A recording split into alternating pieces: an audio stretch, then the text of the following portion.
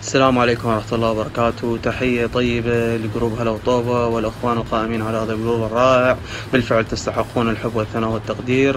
سأتكلم بشكل مختصر على سوق ميلان هذا الصيف. الكل يعلم أن ميلان تم بيعه إلى المجموعة الصينية، وميلان لديه استحقاق أوروبي باللعب ملحق الدوري الأوروبي في هذا الشهر. أعتقد لذلك كثفت الإدارة عملها للدخول للسوق مبكرا، بالتأكيد لتحضير الفريق للمنافسات الأوروبية القادمة.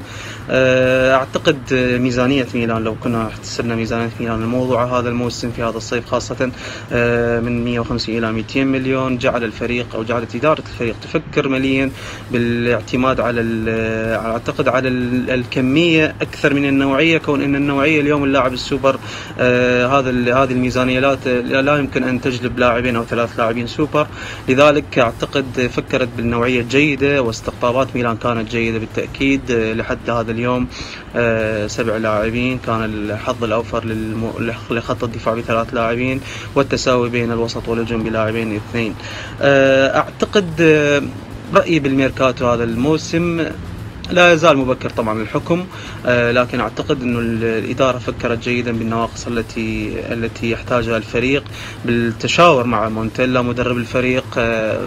يحتاج إلى لاعبين ربما، لكن ليسوا باللاعبين السوبر، إنما لاعبين باستطاعة المنافسة على بطولات. وأعتقد هو هذا الميركاتو أو السوق ليس بالنهاية المطاف بالنسبة للميلان، كون أنه أعتقد ذلك أن هناك سيكون استقطابات جديدة في السوق الشتوية، عطفا على أداء اللاعبين وعطفا على مستوى الفريق الذي سيقدمه في المرحلة الأولى. أشكركم جدا، وتحياتي وأشواقي مرة ثانية.